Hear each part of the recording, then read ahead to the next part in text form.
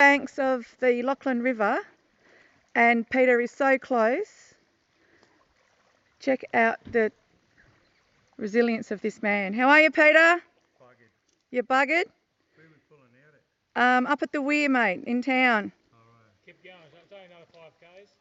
You can do 5k's. Oh, I've got a cold beer for you.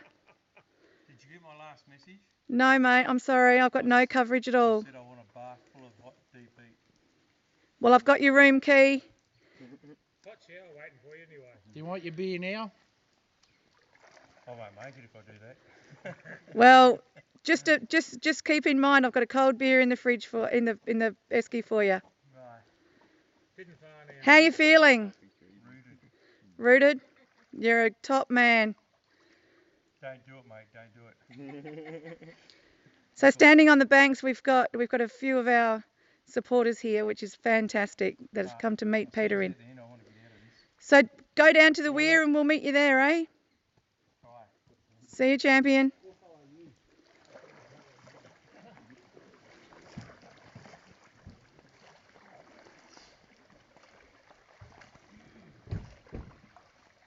You got Panadol in the car? We've got everything for you. See ya. This is the final leg for Peter White on the 2018 Lachlan River kayak trek. What an absolute awesome man. There he goes. Unbelievable for our kids.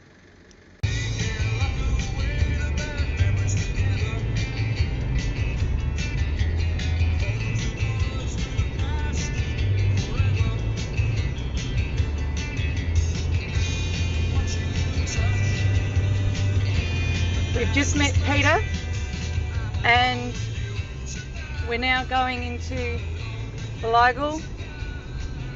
We're following Bruce, who's been the support for Peter the whole time, setting up camp so Peter's got a nice fire to come home to. 41 days on the Lachlan River. He's the very first person to do it. The last person that we know, that we can find out through research, was John Oxley 2 months and 201 years ago.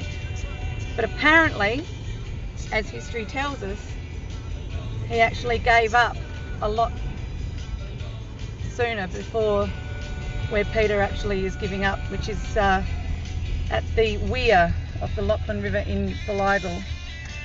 So this is actually a historic moment, because the fact that we've got this Wiradjuri man who has gone through what he has for our kids to raise awareness for youth suicide and the prevention of youth suicide for our kids is absolutely amazing. And I can tell you that the crew that we've got with us right now is so excited. The last thing Peter said to me under the bridge was, "Have you got any Panadol on you?" And I know why, because what he's endured is amazing. Snags, no water, cold, incredible.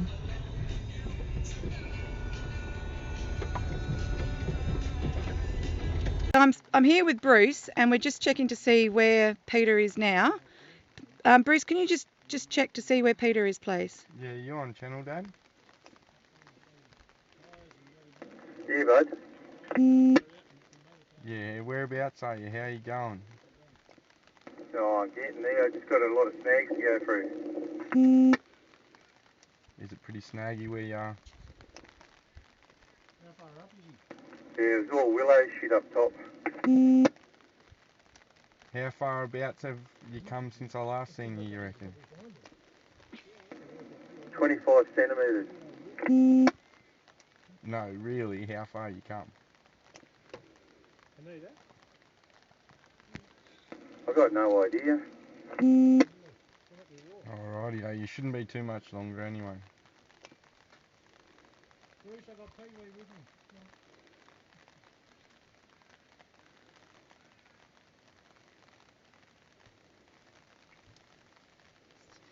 So he's obviously got a few snags to get through again. Yeah, he's got a fair few.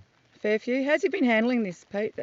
it's obviously been tested with his endurance as well. Yeah, dragging the kayak took a lot out of him. He said he hasn't done nothing like that since he was in the army.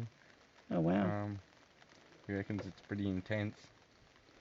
And you've been his support the whole way, so you've been getting camp ready, some fires, some food. Yeah, cooking dinner and whatnot. Oh, you're a good man.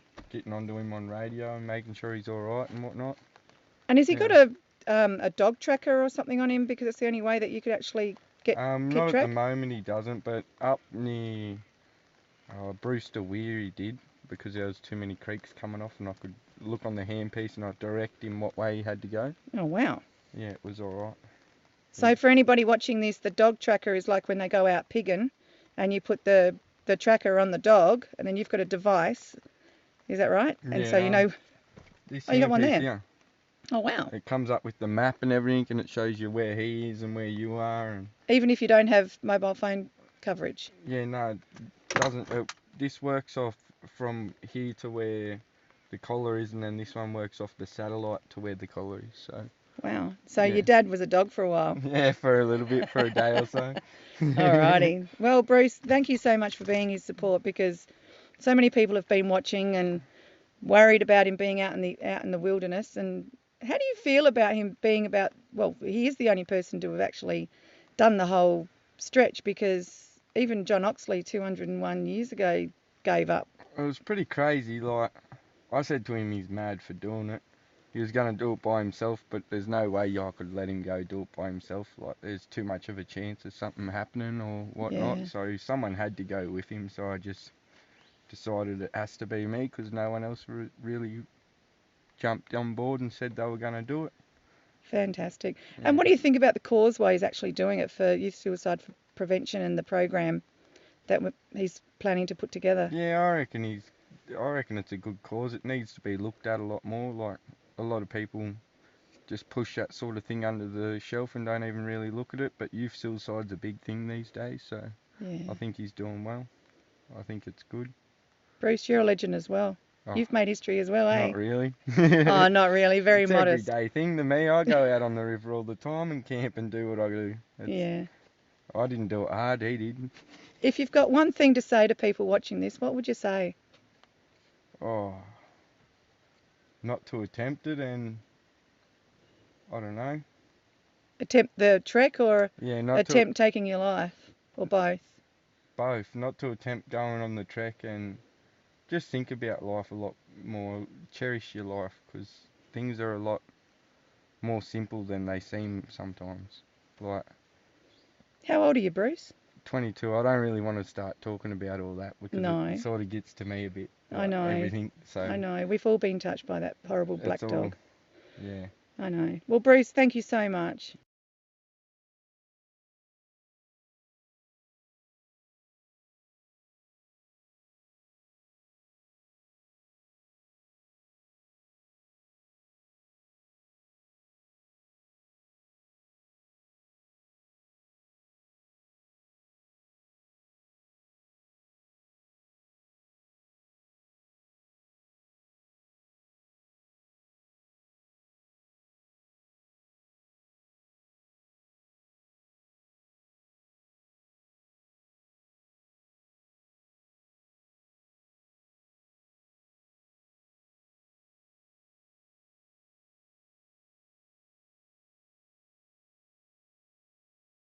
Peter has arrived. He has finished. How good is that? How does it feel, Peter? Terrible. Terrible? How does it feel, though, to finish the actual trek? Should have been done 7 weeks ago. 41 days. Congratulations. Crazy. And here's Bruce just dragging it in. Dragging the kayak, which has been his best friend for the last few weeks. I've got a present for you, Peter. There are the puppies. There you go, matey. There's a beer, cold beer for you. Shake your hand, mate, because you are an absolute legend. No, I'm not. You're not? You are. It doesn't feel like it. So what are you looking forward to now, Peter? Bar full of deep heat. Bath full of deep heat, Yeah. and a good feed and a few beers. Probably. Alright. So 900 Ks. Crazy. Crazy, yes you are. But it's been for a good cause. And a lot of people have followed you and supported you and donated. We still need more donations, guys. This is going to be an ongoing campaign because Peter's going to be creating something very, very unique for our kids. I'm going to leave it there now so Peter can have a few swear words and jump in a nice warm car and go and have a nice warm bath. Thanks so much, guys. We'll regroup later, hey? He's just shaking his head. Home. You're going home. Peter's dragging this for the last time. And I love his top. Peter, keep calm. Peter can handle it. That's been his abode for 41 days. Check this out. I tell you what you'd run into. Where did I run into that place? Hillston. Who did you run into, Peter? President of the Club Run Kayaking Canoe Club. What? Yeah. Good call. Frank, is that what you named your paddle? Frank. Where's Frank? Does your kayak have a name? Yeah, arsehole. Arsehole. Finished. And look at this. This is a supporter for you. This is Paul. Paul found out about this on Facebook. And look, he is actually doing Peter a great favour and kayaking on land. No, Peter is also a very keen kayaker. Paul offered to pay me a wage of 1 cent a day. 1 cent a day. Now, the reason why Peter's been doing this is for a great cause. A great cause for our kids. And you can still contribute. You just have to go to the Australian Horizons Foundation.org and you'll see all the details. So this is it. Finished. I am so cold. He is so cold, I have no doubt. This is better than the one in the Ute. Because I don't got a good area on the Ute. I can't get on this. This goes like nearly 30 kg. Yeah, well, the car has done a little bit of a job as well.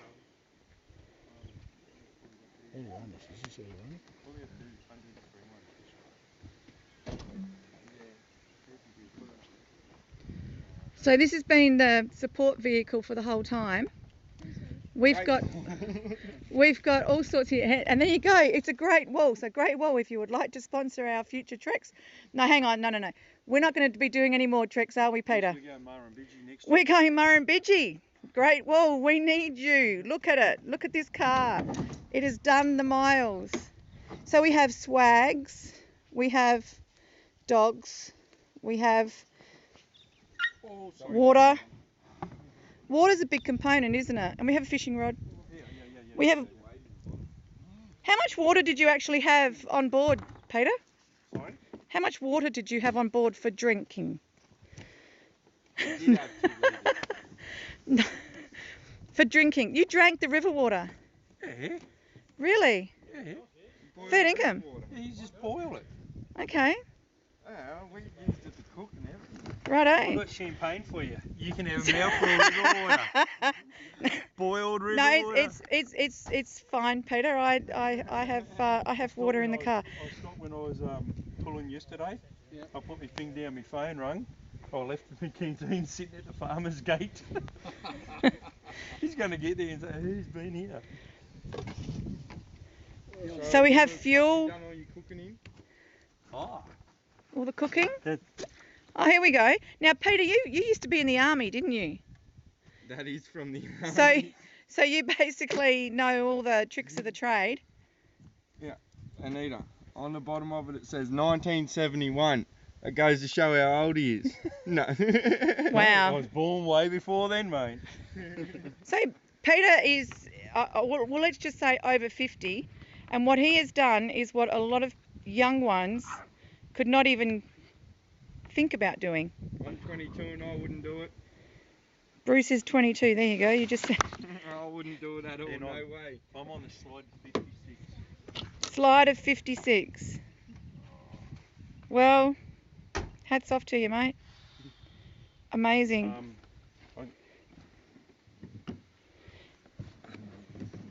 Hey? Yeah, take that later. There you go. There's history for you. We just bleep out that little bit of a last comment.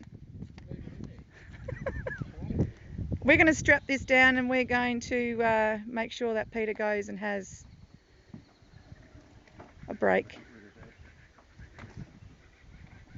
And then I'm going to talk to him about doing the Murrumbidgee. Not this year though, Peter. No, next year. Oh, good. I cannot handle two kayak trips in. 1st of January, wasn't it? You didn't do nothing.